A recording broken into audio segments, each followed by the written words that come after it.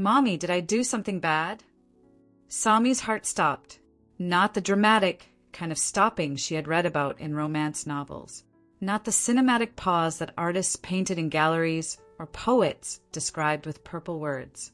This was the real kind, the devastating, gut-punching, breath-stealing kind.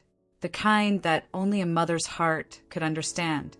The kind that arrives without warning and rearranges everything inside you so completely that you are never quite the same person afterward.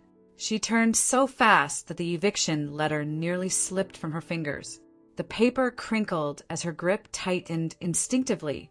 That single sheet of white tyranny she had been staring at for the last 20 minutes, trying to find some mathematical miracle in the numbers that simply refused to cooperate. Little Princess stood by the apartment door, her tiny school bag clutched against her chest like a shield she had fashioned from innocence and cotton fabric. Her eyes were wide, liquid, filled with a quiet, ancient fear that no 5-year-old should ever possess. The kind of fear borrowed from an adult world she was far too young to understand but old enough, terribly old enough to sense. And suddenly, with the kind of clarity that only arrives in the worst moments, Sami realized her daughter had noticed everything. The unpaid rent, the whispered arguments with the landlord that she had tried to muffle behind closed doors and forced coughs. The nights she pretended not to be hungry so that Princess could finish her rice without guilt. The way Sami's smile stretched a little too wide when she was hurting the most, like a rubber band pulled past its limit, threatening to snap and never return to its original shape. Children always noticed. That was the cruelest and most beautiful truth of parenthood. They noticed the things adults worked hardest to hide, and they carried those observations quietly inside themselves like small, precious, heartbreaking secrets. Sami forced a smile immediately, feeling the familiar tightness in her throat, the painful knot she had learned to swallow down like bitter medicine. "What are you talking about, baby?" Princess looked down at the floor. Her small shoes, scuffed at the toes because Sami had not yet been able to replace them, shifted against the linoleum. The silence that followed was heavier than the rent notice, heavier than all the unpaid bills stacked neatly in the kitchen drawer, organized with the kind of desperate, futile precision that poor people develop when they cannot control the money but can at least control its arrangement. The landlord uncle said, "Maybe we should leave if we can't pay." Her small voice cracked, a sound so delicate it could have been a teacup shattering. One of those fine porcelain things that wealthy people kept on display, the kind of thing Sami had never owned but could imagine breaking.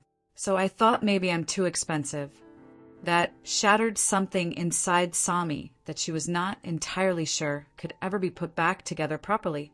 No, the word came out instantly, not soft, not measured, firm and broken and desperate all at once, the way a drowning person calls for shore. Sami immediately crouched in front of her daughter, her knees hitting the cold floor without complaint, her hands rising to hold that small face with a tenderness so fierce it almost hurt. "Never say that again." Princess blinked slowly. Those dark eyes that looked so much like her father's, the man who had walked out of their lives like they were a door he had accidentally wandered through, studied her mother's face with careful, devastating attention. "But you are not the problem." Sami swallowed hard. She felt the tears burning at the back of her eyes with that particular ferocity that comes from crying too much for too long. She had cried until crying itself became a luxury she could not always afford, because there were nights when Princess needed her steady and present and whole, not shaking apart on the bathroom floor. "You are the best thing that ever happened to me." Princess stared at her quietly, weighing the words with that extraordinary gravity children have when they are deciding whether to believe an adult. Then she asked, in a voice so soft it was barely a breath, "Then why do you cry at night sometimes?" God, children noticed everything. Sami quickly looked away, tilting her face toward the ceiling the way women do when they are fighting tears on a deadline, when they cannot afford to fall apart in front of the person they love most. Because she had spent the last 3 years trying to survive after Princess's father disappeared from their lives. 3 years of double shifts at the hospital and the restaurant. Missed meals that she covered with glasses of water and convincing herself she was not hungry. 3 years of body aches that settled into her bones like permanent tenants. 3 years of pretending to drown gracefully, quietly, so her daughter could stay afloat. At 27, Sami was exhausted in places that sleep could no longer reach. The weariness had gone past her muscles and past her mind and settled somewhere deeper, somewhere spiritual, the kind of tired that rest alone cannot touch. And yet, every single morning, she woke up. She brewed terrible instant coffee. She tied Princess's hair with the ribbons that Princess had chosen herself. Always the pink ones, always lopsided, always perfect. And she tried again, because she had someone calling her mom. And that title, small and ordinary and given to millions of women in the world, felt like the most important crown she had ever been handed. It refused to let her give up. It refused, with the quiet insistence of something holy, to let her stop. Princess slowly wrapped her tiny arms around Sami's neck with the completeness that only small children manage, the kind of hug that does not leave a single gap, that fills every hollow space. "I'll grow up fast so I can help you." That almost broke her alive. Sami hugged her daughter tightly and shut her eyes, breathing her in, memorizing the smell of her shampoo and the warmth of her small body, because sometimes in the worst moments you had to hold very tightly to the best things. "No, baby." Her voice cracked quietly, like the last branch holding in the wind. "You grow up slowly, so I can love you longer." Silence. Rain poured softly outside the apartment building, gentle and indifferent, the way the rain always was, falling equally on the wealthy and the struggling, on the ones who had umbrellas and the ones who had only tired shoes.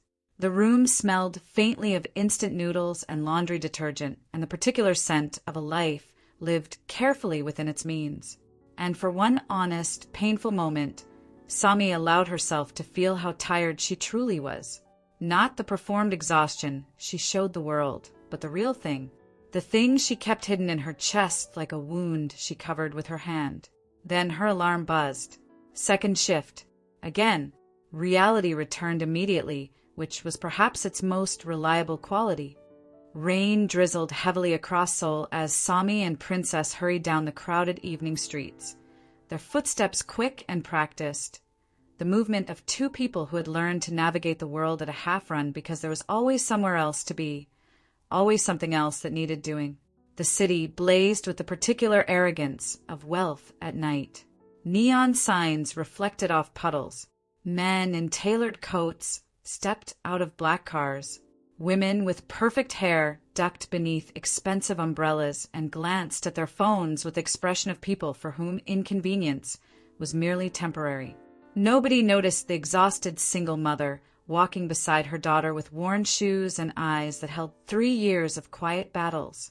The world rarely stopped for struggling people. It moved around them the way water moves around stones, continuous and unbothered. Princess suddenly squeezed Sami's hand. "Mommy." "When I become rich." Sami smiled weakly, the way a woman smiles when she is simultaneously moved and heartbroken. "You'll buy me a mansion." Princess shook her head with the gravity of a small philosopher. "No." "Then what?" The little girl looked up at her with eyes that had somehow, in 5 short years, collected more wisdom than they should have been required to hold. "I'll buy you rest." That nearly destroyed Sami emotionally. She laughed suddenly, the kind of laugh that is really just crying wearing a different costume, the kind that spills out when the heart is too full for tears alone. "Baby, where do you even learn these things?" Princess smiled with a pride so pure and unself-conscious it could have illuminated the entire street. "My heart." Sami kissed her forehead softly, right there in the middle of the busy sidewalk, not caring who saw, not caring what the rushing world around them thought of this small, rain-damp ceremony of love. Then suddenly, bam, she collided hard into someone. The impact was solid and immediate, the kind that sends shock up through your bones and rattles your thoughts loose. For one terrifying second, she felt herself going backward, gravity reaching for her ankles. Strong hands caught her waist before she could fall. Sami gasped softly and froze. A man stood impossibly close to her, tall, with the kind of height that reorganizes the air around it. Broad shoulders beneath a black coat that probably cost more than 3 months of her rent. Dark hair slightly damp from the rain, falling across his forehead in a way that looked accidental, but probably was not. One strong hand was firmly around her waist, and it was warm, unbearably warm, like a brand pressed gently against her side. And his eyes, God, his eyes were the kind that carried cold weather in them, dark and sharp and unreadable, like windows into a room nobody was permitted to enter. They were beautiful and frightening in equal measure. The eyes of a man who had learned to hide every feeling so completely that the hiding had become the feeling. For one suspended second, neither of them moved. The city noise faded strangely around them, the way sound sometimes does when something important is beginning, as though the universe briefly lowers its volume in courtesy. Sami became painfully aware of his warmth, the faint scent of cedar and rain on his coat, the roughness of his hand against the small of her back, and worst of all, most inconveniently of all, she became aware of how extraordinarily attractive he was, which immediately irritated her, because men this beautiful always came with a particular kind of damage. The expensive kind, the kind wrapped in control and emotional unavailability, and the absolute certainty that the world would rearrange itself for their comfort. She had known one. She had loved one. She had a daughter to prove it. "Sorry," she said quickly, stepping back and removing herself from the dangerous warmth of his hands. The stranger studied her calmly, with the particular patience of a man who is rarely surprised by anything. "You should watch where you're going." "Excuse him?" Sami folded her arms with the practiced efficiency of a woman who had not had the luxury of backing down from anything in 3 years. "And you should stop walking like you own the street." One dark brow lifted slightly. "Interesting." Princess peeked from behind Sami's leg with the cautious curiosity of a small creature assessing an unknown environment. She studied the stranger for a long moment. Then, with the devastating honesty that only children possessed, she whispered, "Mommy." His eyes looked sad. The stranger's gaze shifted slowly toward the little girl. Something moved across his face then, something small and brief and almost invisible, like a candle flame bending in a wind that nobody else had felt. But Sami caught it. She had spent 3 years learning to read people quickly in hospitals and restaurants and landlords' offices, and she caught it. Princess stepped forward shyly. "Sorry, my mommy bumped into you." Sami blinked. "Traitor." Princess ignored her with the serene indifference of a diplomat conducting important international relations, and looked back at the stranger with wide, earnest eyes. "Are you okay?" Something happened to the man's face then. The question caught him like an unexpected step in the dark. Completely unprepared for it, off balance in a way his body language had not permitted him to show until that moment. Like nobody had asked him that in a very long time. Like the words themselves were a language he had forgotten he used to understand. The rain continued falling quietly around them, indifferent and eternal. The stranger looked at Princess for a long, careful moment before finally answering, "I'm fine." But something about the way he said it, the slight pause before the words, the way his voice came out a fraction softer than his bearing suggested, made Sami absolutely certain that he was lying. Not the casual lying of a man who did not want to discuss himself. The deeper kind. The lying of someone who had said, "I'm fine," so many times that it had become a reflex, a wall built so gradually that one day he had looked up and realized he could no longer see over it. Princess smiled, a slow, knowing, luminous smile. "You look lonely." Sami almost inhaled rainwater. "Princess." "No," the stranger interrupted quietly. His eyes remained on the little girl. Something in his voice had changed when he said that single word. Not sharp, not cold, but careful. like he was handling something he was afraid to break. Then, unexpectedly, the coldest man Sami had ever encountered gave the faintest smile. Tiny, brief, barely there, like a door opened for half a second before being firmly, deliberately closed again, but real, devastatingly, stupidly, dangerously real. And Sami, against every instinct she had carefully developed over 3 years of being left and struggling and learning to need no one, understood in that single moment exactly how women lost entire futures over men like this. Because that smile, small as it was, felt like being handed something rare, like being trusted with something that very few people ever got to see. God help her. Princess smiled proudly, the expression of someone who had accomplished something significant. The stranger looked back at Sami. His eyes were still dark, still unreadable, but there was something new in them now, something that had not been there 30 seconds ago. "You should hold her hand tighter," he said calmly. Sami frowned. "What?" "The streets are crowded." Something in his voice was different when he spoke about Princess, softer at the edges, more careful, the way an experienced man handles something that reminds him of something he cannot name. Sami quickly grabbed Princess's hand, perhaps because he was right, or perhaps because she needed to do something with the hand that had nearly touched his coat. Then she looked down.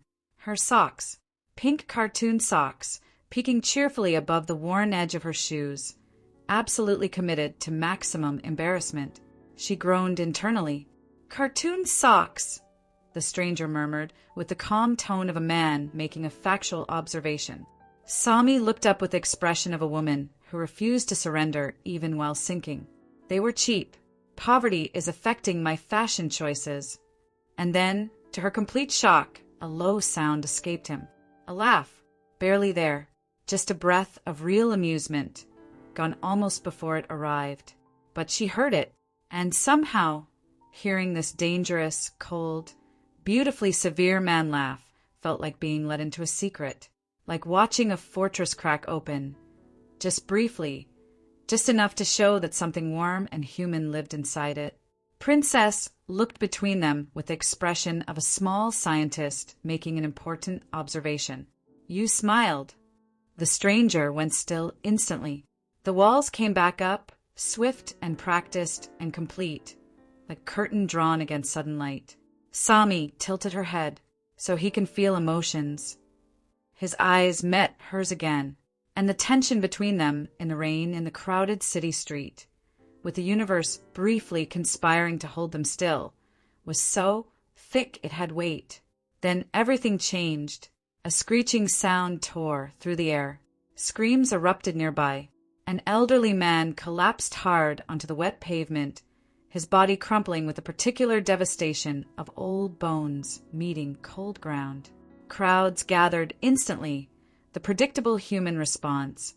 Witness from a safe distance, record on a phone, hesitate on the edge of doing something real. Sami froze for exactly 1 second, because suddenly she was not on this Seoul street. She was in a hospital corridor, 3 years ago, watching a heart monitor, holding her father's hand, feeling the helplessness spread through her fingers like cold water. Not again. She ran. The old man lay on the wet road, struggling weakly against the pavement and the rain and the inconvenient failure of his own heart. Sami dropped beside him instantly, her knees absorbing the cold shock of wet concrete without complaint. "Sir? Sir, can you hear me?" No response. Weak pulse. Cardiac arrest. Her 3 years of nursing activated like a key turning in a lock. She looked up at the gathered crowd with an anger so focused it was almost clean. Someone call an ambulance. Nobody moved fast enough. They stood in their circle of phones and hesitation, and Sami felt the fury rise inside her, the particular rage of a person who knows exactly what needs to happen and cannot make the world move quickly enough. "Stop staring and help him." That finally snapped people awake. Sami immediately began CPR, her hands pressing down in the rhythm that nurses memorized until it became instinct, until it lived in their palms like a heartbeat of its own. 1, 2, 3. Rain soaked her hair completely, running down her face in cold rivers, mixing with something warmer at the corners of her eyes. 1, 2, 3. Her arms trembled with the accumulated exhaustion of too many long shifts and too many sleepless nights, and the particular kind of tired that comes from carrying everything alone for 3 years. But her hands kept going. They did not know how to stop. Princess stood nearby, her small face pale, tears streaming quietly down her cheeks. Mommy. Not again. Please, not again. 1, 2, 3. The old man remained motionless. The rain fell. The crowd watched. And Sami poured everything she had, everything left after 3 years of being poured out, into those rhythmic compressions. Then a warm hand settled over Princess's eyes from behind. The stranger. He stood beside the little girl, silently, his large hand gentle over her face, shielding her from the worst of it. Princess, after a single startled moment, reached up and grabbed his coat and held on. And for some reason that Sami could not immediately explain, he stayed. Right there, watching her fight for a stranger's life like it was the most important thing she had ever done, like it was the most important thing he had ever seen. 1, 2, 3. Then, cough. The old man gasped violently for air. The crowd erupted. Sami nearly collapsed from relief, her arms shaking, her breath ragged, tears and rain indistinguishable on her face. The old man's blurry eyes opened slowly, confused, present, alive, and then the black SUVs arrived. Fast, aggressive, deliberate. Men in black suits flooded the street with the controlled urgency of people trained for exactly this kind of emergency. Except this emergency was not medical. It was something else entirely. Fear moved through the crowd like a current. One bodyguard shouted urgently, "Chairman!" Sami blinked. "Chairman?" She looked up slowly, and her breath caught. The stranger stepped forward calmly through the rain. Cold again, unreadable again, dangerous again, except now the air around him was different.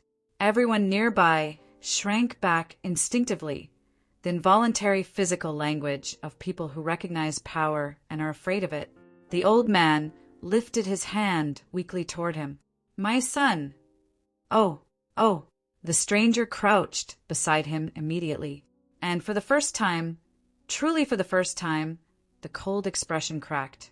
Not performance, not calculation. Fear. Real, human, devastating fear. The kind that does not know how to be hidden because it is too large for hiding. "Father." The old man gripped his wrist with the weak but absolute grip of someone who needed to confirm reality through touch. "She saved me." Slowly, the stranger lifted his eyes toward Sami, and the tension between them, already present, already impossible, became something else entirely, something heavier, something that had roots now. Rain poured heavily around them. The city moved. The crowd murmured. Neither looked away. Sami knew she was in trouble the moment she started smiling at her phone, not laughing, not grinning with the performative brightness she deployed for patients and customers and the world that required her to be cheerful regardless of what she was feeling underneath. Smiling, softly, like a woman who had stopped being careful, like an idiot, like a woman who had forgotten all the very reasonable lessons she had spent 3 years learning. She read the message again, as though it might have changed in the 90 seconds since she last read it. Eat properly today. No emoji. No softening punctuation. No signature.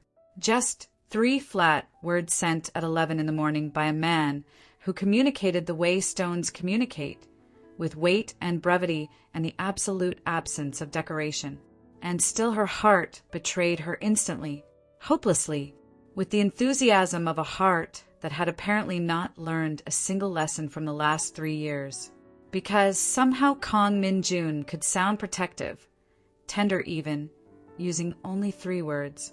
And the fact that he had thought of her at 11 in the morning, in the middle of whatever empire required his attention, and sent those 3 words, it did something to her.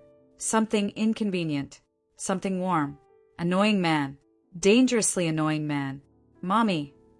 Sami locked her phone quickly, the digital equivalent of hiding evidence. Princess sat cross-legged on the couch with the serene authority of a small empress, a bowl of strawberries balanced on her knees, her dark eyes aimed at her mother with the focused attention of a researcher in the field. You did the smile again. What smile? The scary uncle smile. Sami nearly inhaled the wrong kind of air. I do not have a scary uncle smile. Princess nodded with the patient certainty of someone delivering a diagnosis. You smile softer now, different from before. God, children noticed absolutely everything. It had been almost 3 weeks since the night she saved Minjun's father. 3 weeks that had rearranged themselves in her memory into something she was increasingly uncertain how to categorize. 3 weeks of late-night conversations that started about practical things and ended somewhere entirely different. Unexpected hospital visits where he showed up with food she had not asked for and sat beside his father's bed and somehow made the room feel warmer simply by being in it. Long stares from across rooms that Sami tried to deflect and usually failed to. Emotional tension so thick between them that it had developed texture and weight and the specific quality of something that was either going to resolve beautifully or destroy everyone involved. And somehow, in the space of those 3 weeks, Kang Min-jun had become part of their lives. Not loudly, not the way powerful men usually inserted themselves, with force and expectation and the implicit assumption that their presence was a gift. Quietly, carefully, like someone who had learned the hard way to handle good things gently because he had lost too many of them. Princess adored him, which terrified Sami in a way she was not entirely equipped to examine. Because Princess was not a child who gave her affection easily. She had her mother's wariness, inherited through blood and observation, the instinct to protect the inner self from things that might not stay. But Min-jun had somehow, with his quiet consistency and his careful attention, slipped past all of it. He was not safe. Sami knew that with absolute certainty. Men that powerful were never truly safe. The world they inhabited ran on different rules, darker rules, and eventually those rules bled into everything adjacent to them. And yet, every time Princess reached for his hand, every time she rested against him with the absolute trust of a child who had decided a person was worth trusting, every time she made some small, earnest, devastating observation, and Min-jun's face did that thing. That incredible breaking open thing where the cold went away and something honest appeared in its place. Sami was losing the argument she had been having with herself for 3 weeks. A knock sounded softly on the apartment door. Princess gasped dramatically, like a small actress who had been waiting for this exact cue. Scary uncle! Before Sami could stop her, the little girl sprinted toward the door with the focused determination of someone who had absolutely no interest in being intercepted.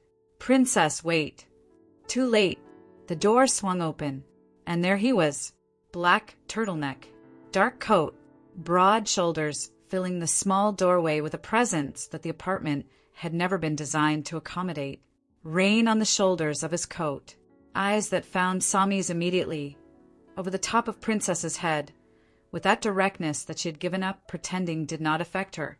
God help her, she thought, for approximately the 300th time in 3 weeks. Princess wrapped her arms around his waist with complete and unself-conscious devotion. And Min-jun, the man that half of Seoul's underworld apparently feared, looked completely, devastatingly natural holding her. Like this was something his body had always known how to do, even when his mind had forgotten.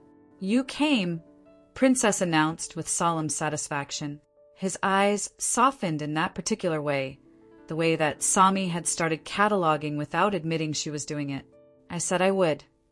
Those 4 words hit Sami somewhere unexpected, because that was the thing about Kang Min-jun that she had not been prepared for, the thing that made him more dangerous than his reputation or his wealth or the fear he generated in other people.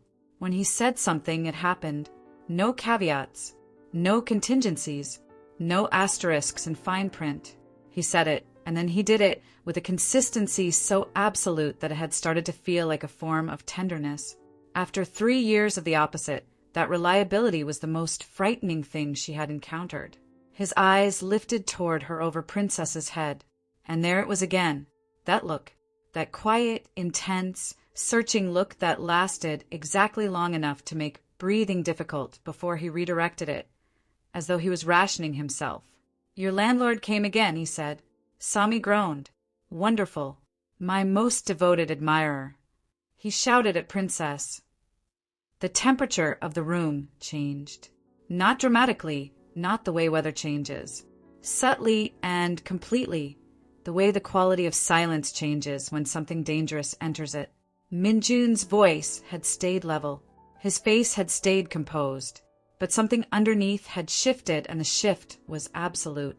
Princess, with her extraordinary sensitivity to the adults around her, gently placed her small hand over his. "I'm okay," she said simply. And just like that, the temperature normalized. Sami watched it happen with the fascination and terror of someone watching a natural force be redirected by a small, unconscious gesture. "It's handled," Sami said firmly. "No." His eyes found hers again, steady and direct. "It isn't." She wanted to argue. She genuinely wanted to argue, because arguing was safer than the alternative, which was letting him handle things, letting him be present in that reliable, deliberate way, letting herself need something from him. But he was already stepping inside, his presence rearranging the small apartment the way a large piece of furniture rearranges a room, making everything else recalibrate around it. His expensive coat, his quiet authority, the absolute strangeness of power occupying a space decorated with Princess's crayon drawings and a refrigerator held closed with a strip of tape. He did not look uncomfortable. That was the thing that undid her, quietly and completely. He looked peaceful. Princess grabbed his hand with both of hers and tugged him toward the small table with the urgency of someone with important news. "I drew something." He followed without hesitation, without the slight condescension that some adults deployed when being led by small children, without any of the many evasions available to a man of his power. He simply followed because she asked him to. Sami stood with her back against the counter and watched. Princess presented the drawing with both hands, with the solemnity of a small curator presenting something priceless. 3 stick figures, 1 tall, 1 medium, 1 tiny. The tall one wore black. The medium one had a nurse's cap, because Princess was nothing if not specific. The tiny one had a ponytail with a bow. A family. Minjun stared at the drawing for a long time. Too long. The kind of long that meant something was happening inside him that he had not given himself permission to express. "Who is this?" he asked finally, pointing to the tall figure. "That's you," Princess said with absolute, uncomplicated certainty. Silence. Not uncomfortable silence. Not the silence of a missing word. The silence of something too large for words. Princess looked up at him with those clear, earnest eyes. "Because you protect us." Sami's chest tightened, so completely that she had to set down the glass she was holding before she dropped it, because something had just happened in this small apartment that she had no defenses against. Something that went past attraction, past gratitude, past the careful protective distance she had been maintaining. Something real. Minjun looked toward her then, slowly, and the emotion in his eyes was not the lust she would have known how to deflect, not the calculation she would have known how to identify and protect herself from. It was something warmer and more dangerous than either of those things. Sami looked away first. Coward, she thought. Yes, absolutely. Coward. And surviving. Later that night, after Princess had exhausted herself with cartoons and half a bowl of popcorn and the particular unconscious theatricality of small children falling asleep mid-sentence, the apartment became quiet. Rain moved against the window. The city hummed its nighttime frequency, and Minjun was still there, sitting at her tiny kitchen table, wearing rolled-up sleeves, that revealed the kind of forms that Sami was not going to think about. Drinking her terrible instant coffee with the unhurried composure of a man who made boardrooms nervous, as though it were the finest thing available and he had decided to appreciate it without complaint. Sami leaned against the counter with her arms folded, watching him with a mixture of warmth and alarm. "You know," she said, "rich people are not legally obligated to drink this." "It's not terrible," he said. "It tastes like regret and poor decisions." One corner of his mouth lifted, that small, devastating, barely there movement. Sami looked away. "You should sleep more," he said quietly. "There it is." He raised an eyebrow. "There what is?" "The emotionally constipated concern. Where you care about something but cannot say it directly, so it comes out as an instruction." Something unexpected happened then. He laughed.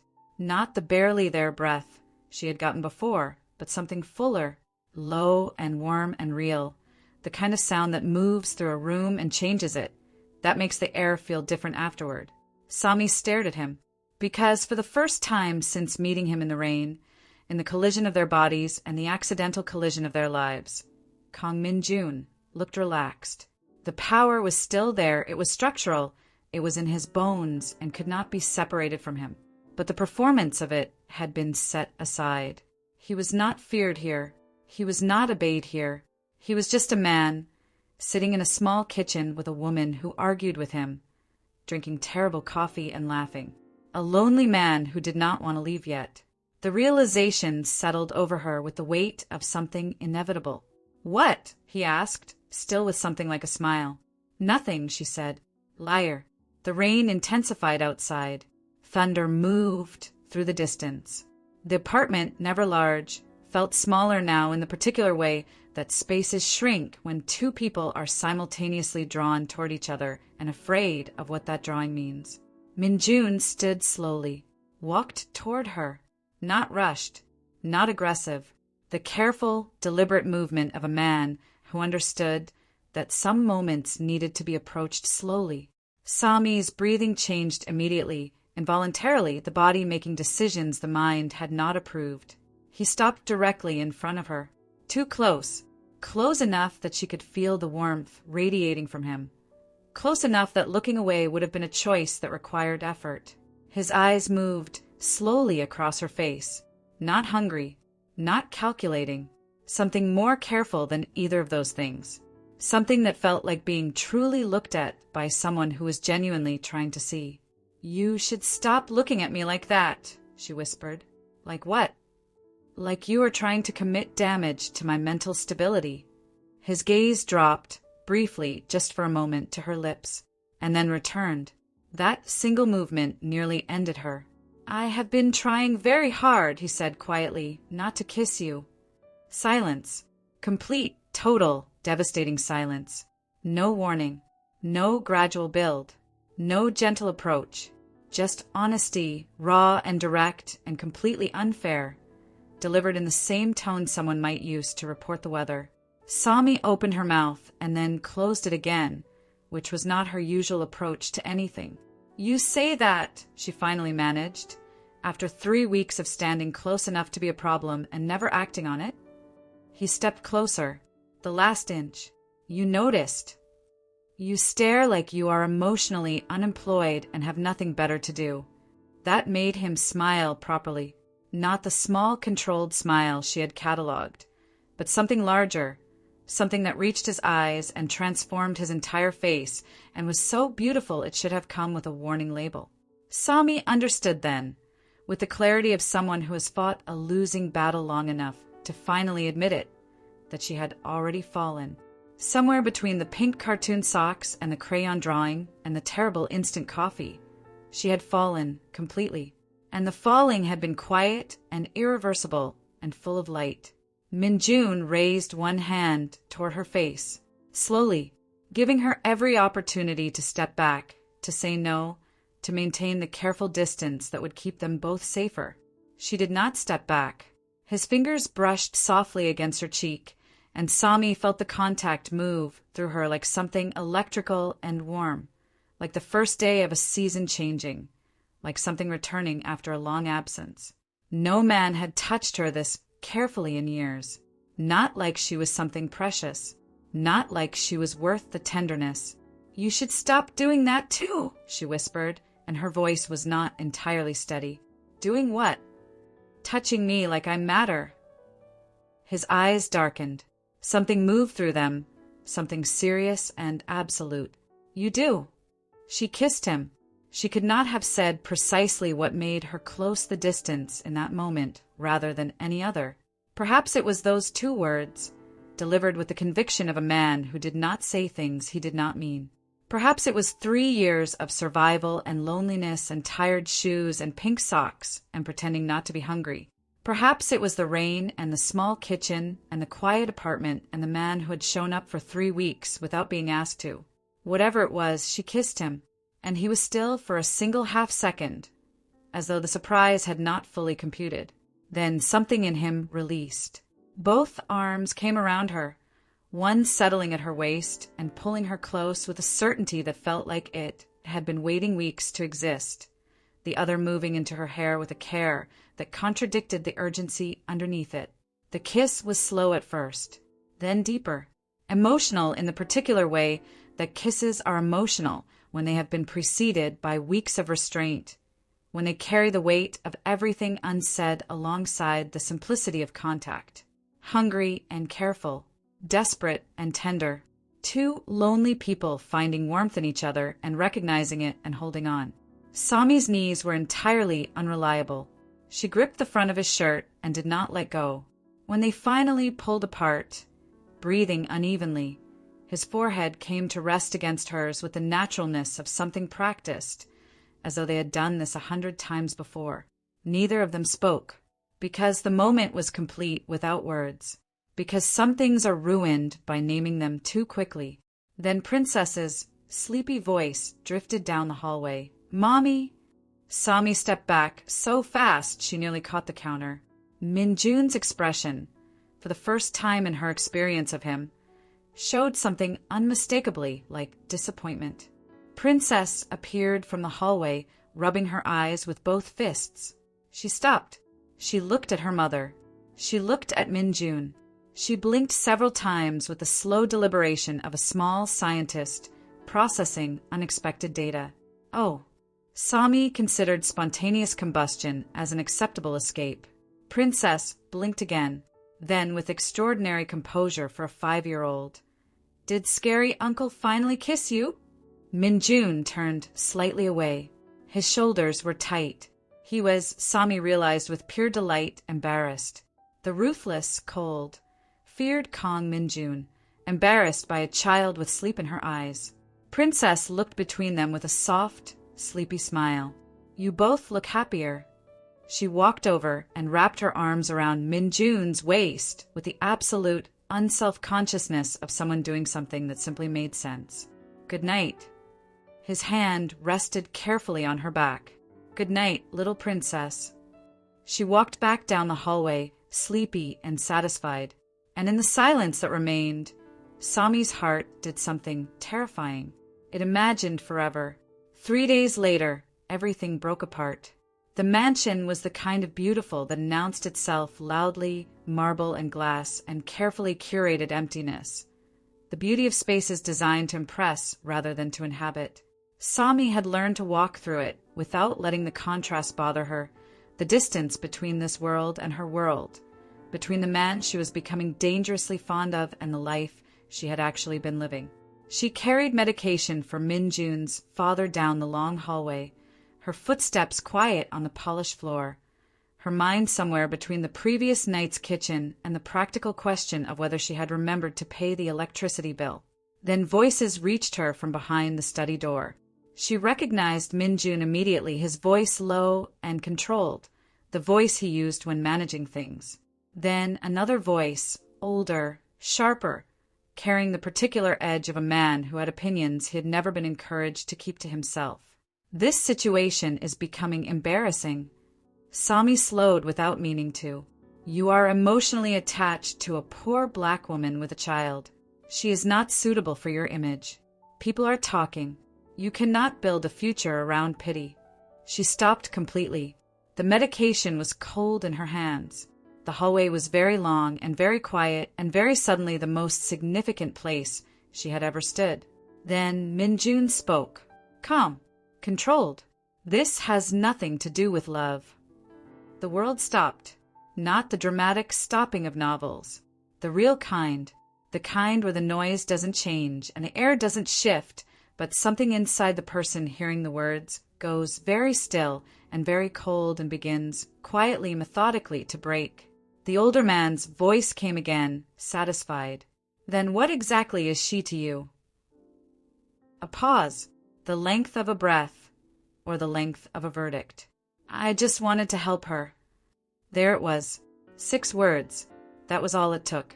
6 words to dismantle 3 weeks of warmth and kitchen conversations and foreheads pressed together in the rain. 6 words to confirm what Sami had always suspected on some level.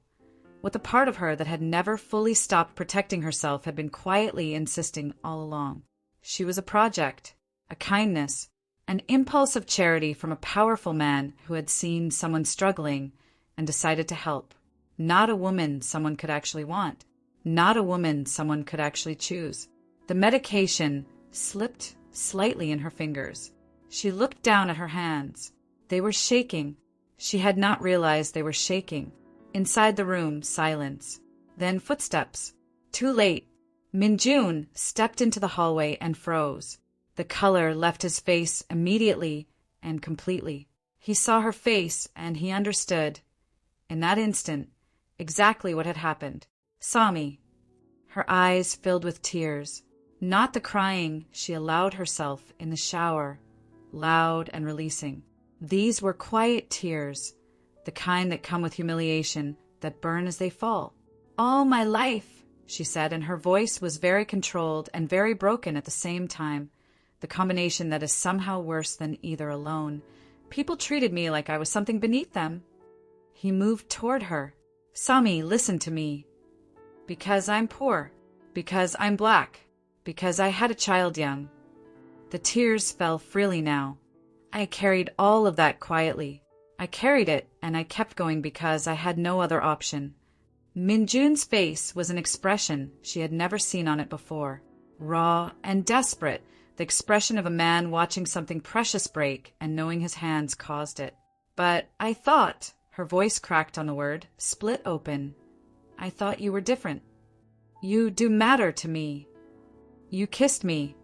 The words fell from her like accusations she had not meant to level but could not take back. You held my daughter. You came back every day for 3 weeks. You looked at us like we were worth something real. You are. Then why make me sound like charity? Silence. Devastating silence. Because he had no immediate answer. Because he had said it and she had heard it, and no alternative explanation had arrived in the space between. Sami wiped her tears with the back of her hand. Angrily, the gesture of someone refusing to let anyone see how badly they are bleeding. I should have known. Men like you don't fall in love with women like me. Not really. Not permanently. His voice broke. For the first time in the entire duration of knowing him, she heard his voice break. That is not true. And she almost believed him. She almost let that crack in his voice, that first real fracture in all the controlled composure, undo everything. She almost stayed. Then Princess appeared the far end of the hallway, sleepy, small, immediately reading her mother's face with the terrible accuracy of a child who had spent 5 years learning to read her mother's face. Mommy. He word hit Minjun, somewhere that showed on his face. Sami reached for her daughter. We're leaving, baby. Sami, please. He stepped forward, and for the first time she heard something like desperation in his voice, the sound of a man who controlled everything except this. Don't do this. She looked at him one final time, and in that look was everything. The warmth of the last 3 weeks and the cold of the last 3 minutes and the 3 years before all of it and the girl she had been before those years and everything she had wanted and everything she had been afraid to want. I really wish you had meant that kiss. Then she walked away, and for the first time in years, Kang Min-jun stood completely helpless, watching the two most important people in his life walk away down a hallway that had never felt so long, so cold, so much like punishment. For 3 days, Sami returned to the life she knew. Work, bills, silence, pretending.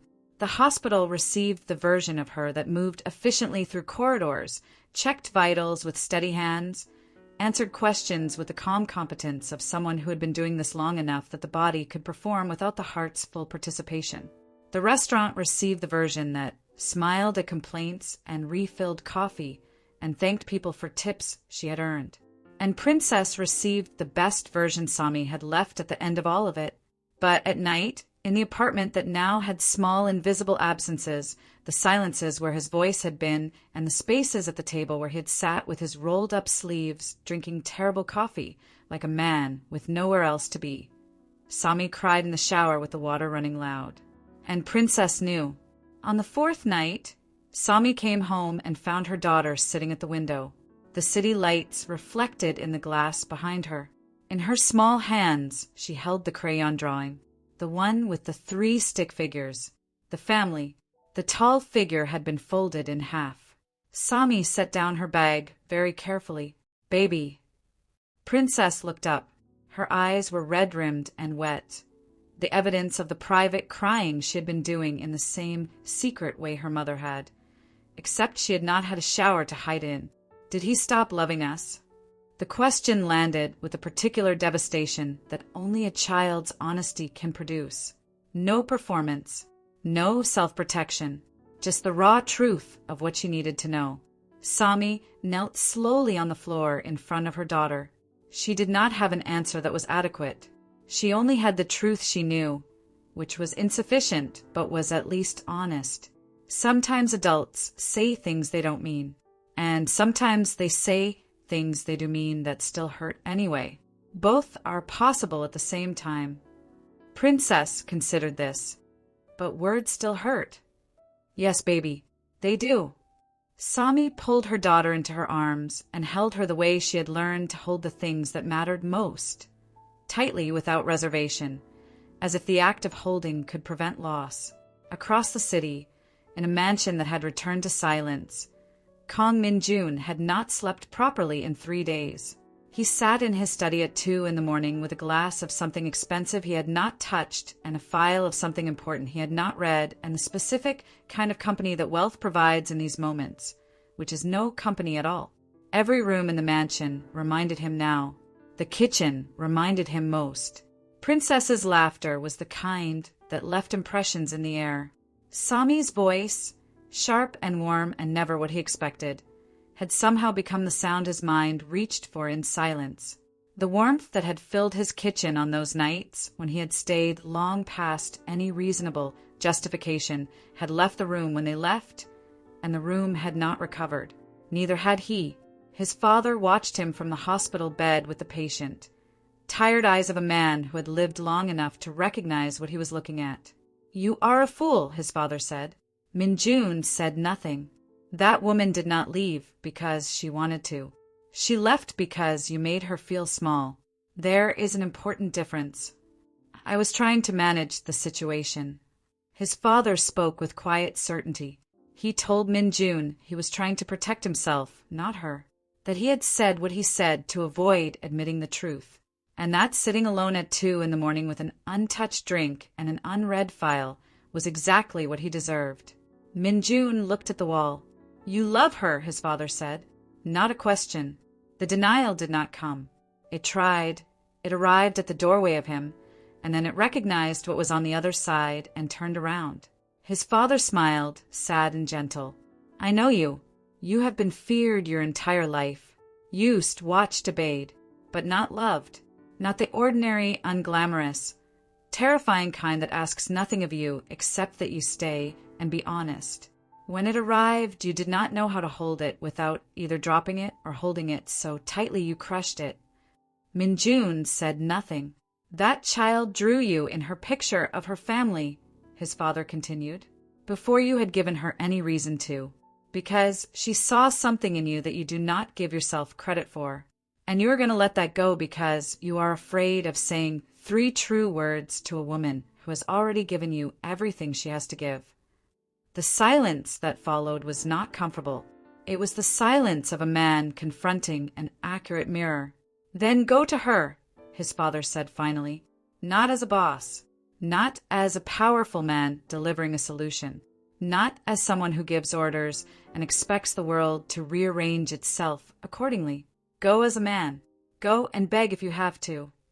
Min-jun looked at his father. Beg, his father repeated simply. It will do you good.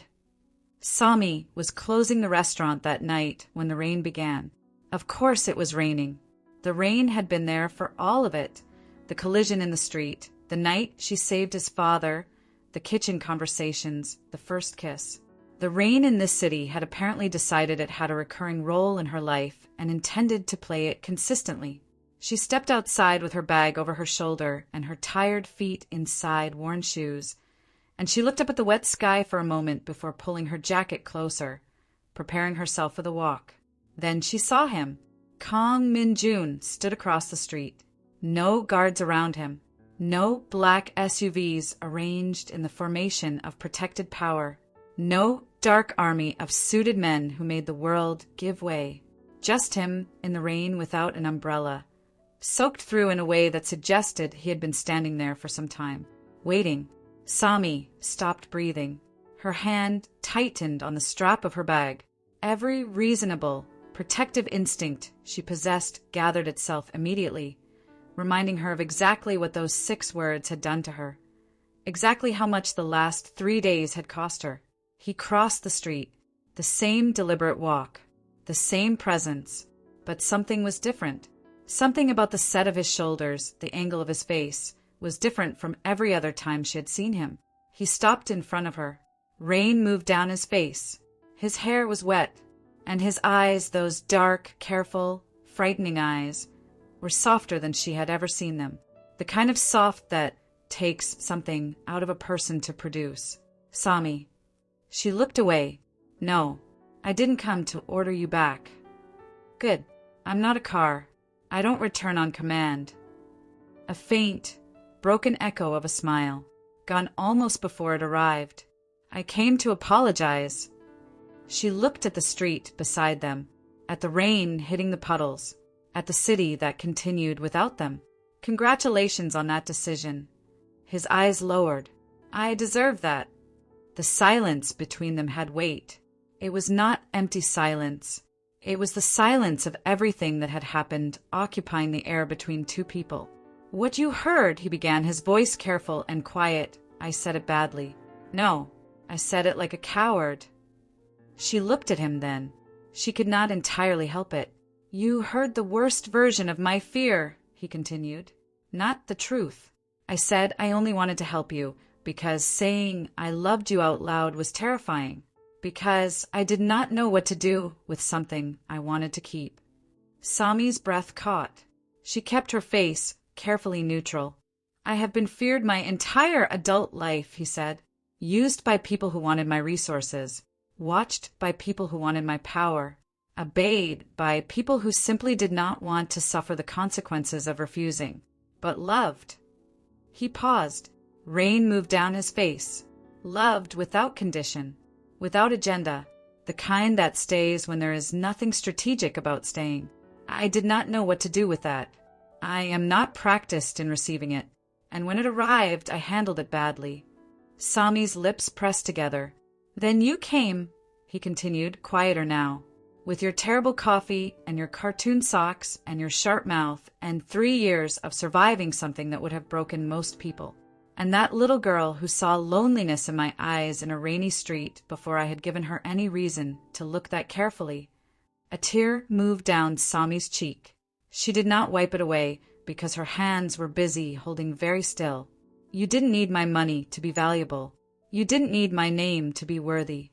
You were both of those things before I met you, without any assistance from me. He stepped closer.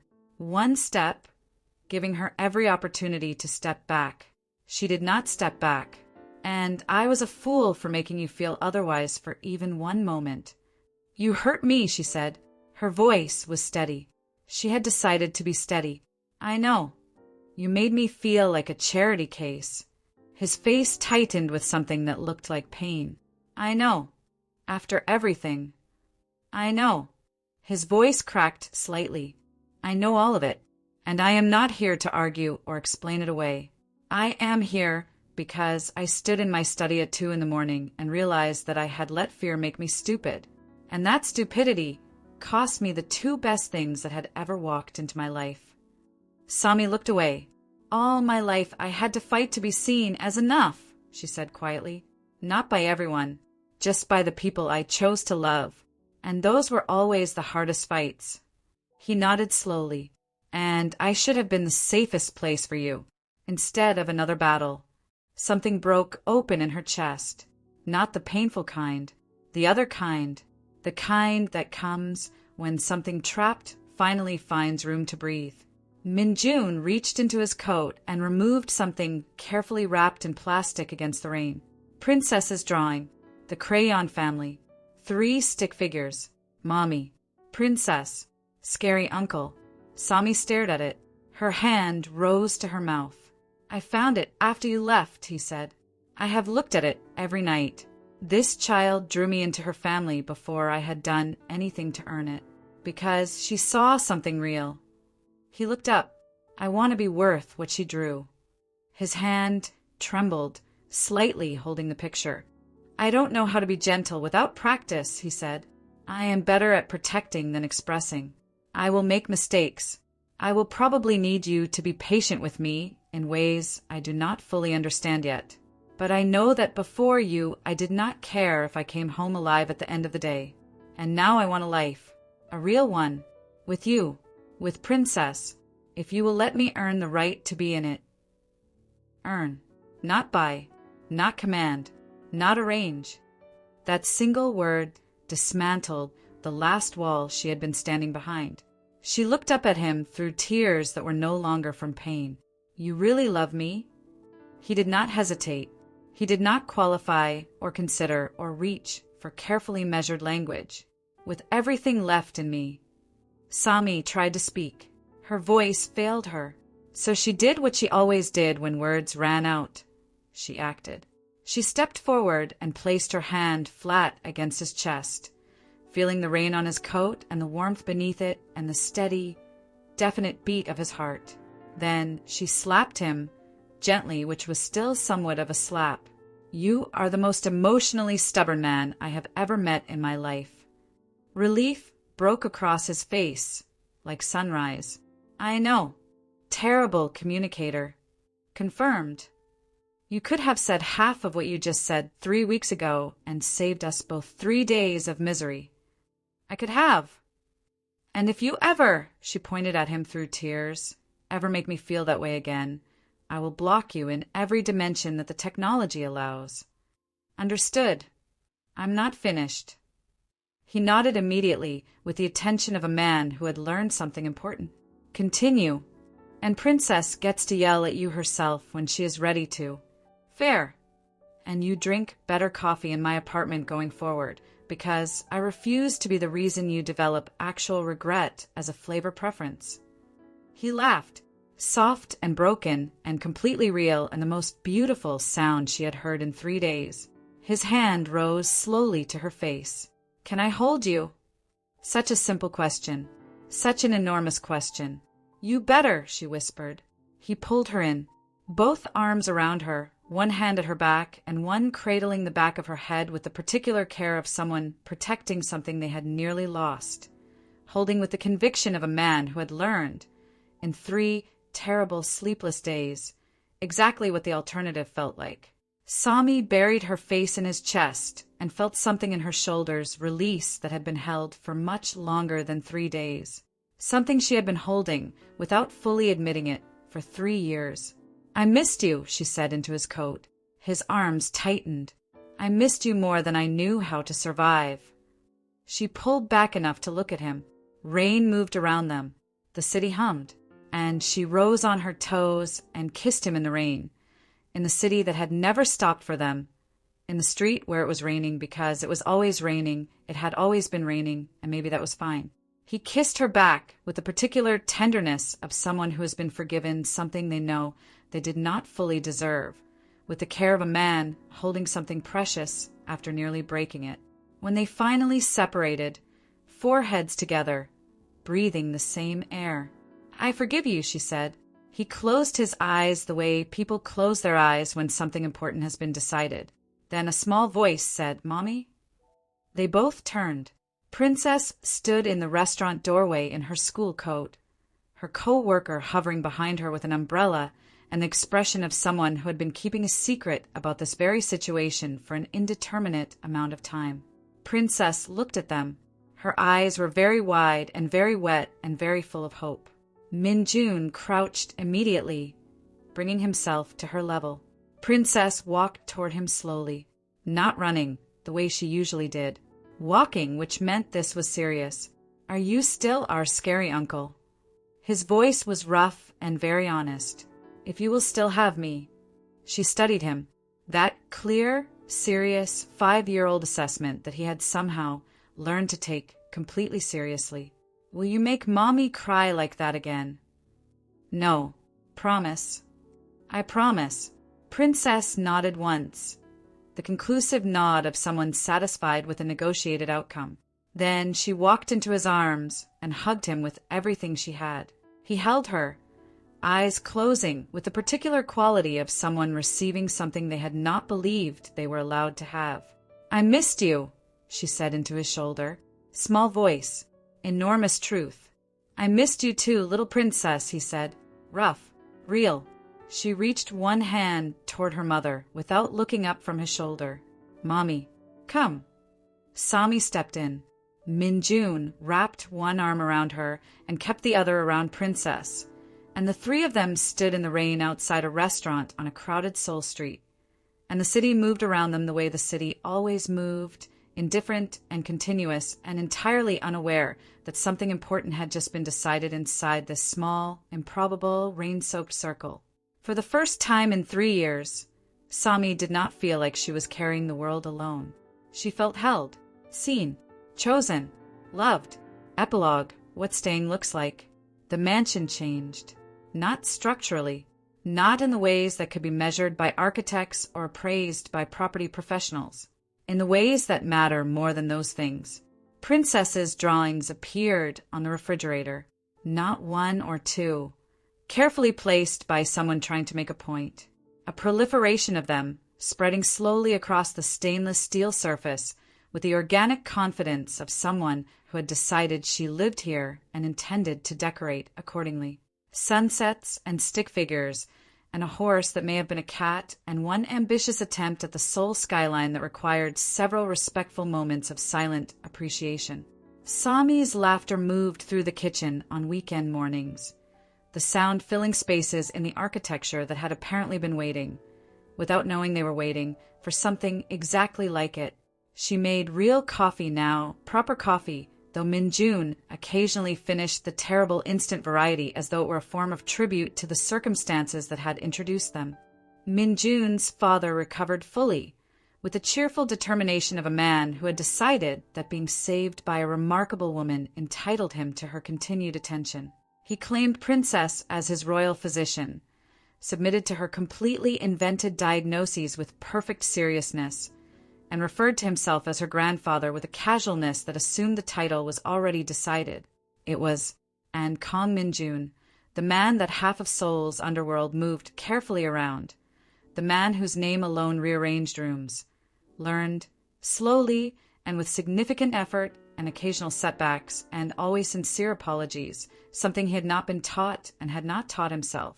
How to stay, how to be present in small, ordinary ways, how to notice when someone was tired without being told, how to hold a child's hand while she explained a drawing for the 4th time with undiminished enthusiasm, how to sit in a small kitchen with terrible coffee and feel that it was enough, that it was more than enough, that it was in fact exactly what had been missing from every larger and more expensive space he had occupied before. He did not smile often. That had not changed and was not going to change. He smiled for Princess, who had appointed herself the official keeper of his expressions and took her responsibilities seriously. He smiled for his father, who had earned it. And he smiled for Sami, always for Sami, with the full, devastating power of a smile that was rationed so carefully that its appearance meant something. One evening, the kind of evening that earns the word golden. Sami stood on the balcony with the city laid out below her, and the particular kind of peace that comes not from the absence of difficulty, but from the presence of someone worth the difficulty. Min-jun came behind her. She felt him before she heard him, felt the warmth of him as his arms came around her waist, felt the solidness of him at her back, and leaned into all of it with the completeness of someone who had decided, fully and without reservation, to trust. "You know," she said, looking at the lights below, "you are still very annoying." His lips brushed the side of her neck. "And yet here you are." "Unfortunately for me." He turned her gently, hands at her waist, eyes that were warm now, still dark and still intense, and still carrying weather in them, but no longer empty. The cold was there. It would always be there. It was part of him. And she had stopped trying to heat it away and started simply understanding it as his language, as the shape his caution had taken. But empty? No, not anymore. I love you, Chisholm." Her full name, her real name, the one her mother had given her, the one she had grown up carrying with the particular pride and burden of names that mean something, soft in his mouth, careful, as though he had practiced saying it in private until he knew he could say it correctly, as though it were a prayer. Her eyes filled. She smiled through it. "I love you too, Min-jun." He kissed her, slow and deep and certain, the kind of kiss that does not perform for anyone, that exists only for the two people inside it, the kind that says, "I choose this, every day, without condition." From inside the mansion, Princess's voice rang out with the particular volume of a child who had information to share immediately. "Grandpa, they're kissing again." Sami pulled back with a startled laugh. Min-jun's expression, for a moment, was perfectly exasperated. Then his father's voice echoed warmly from somewhere inside. "Leave them alone. Love is medicine. They need as much as possible." Princess's response was inaudible, but her tone suggested she was unconvinced by this reasoning and intended to continue reporting. Sami laughed into Min-jun's chest. Laughed the way people laugh when they are genuinely, properly, unexpectedly happy. The kind that starts in the belly and moves up and fills the throat and cannot be contained or performed or controlled. He smiled against her hair. Not the small, controlled, carefully rationed smile. The real one. The one that reached everything. And somewhere inside the mansion, Princess was explaining something important to her grandfather about the frequency of kissing and its effects on her educational schedule, and his father was responding with the seriousness the subject deserved while being approximately 90% unsuccessful at hiding his laughter. And the city below was doing what the city always did, moving and blazing and continuing without pause. And up on the balcony, in the warm circle of each other, Sami and Min-jun stayed exactly where they were. Because sometimes love does not arrive in the ways you expected. Sometimes it arrives in rain, in collision, in a small voice asking if a stranger's eyes look sad. Sometimes it arrives with cartoon socks and crayon drawings and terrible coffee, and a child who prays for the right things without fully understanding what she is praying for. Sometimes it arrives with fear and bad words and heartbreak and 3 days of missing and a man standing in the rain without an umbrella because he finally understood that some things are worth getting soaked for. It arrives imperfectly. It arrives at cost. It arrives asking everything of you. But when it is real, when it is truly, stubbornly, undeniably real, it stays. And for Sami and Princess and Kong Min-jun, love finally, beautifully, permanently stayed. End.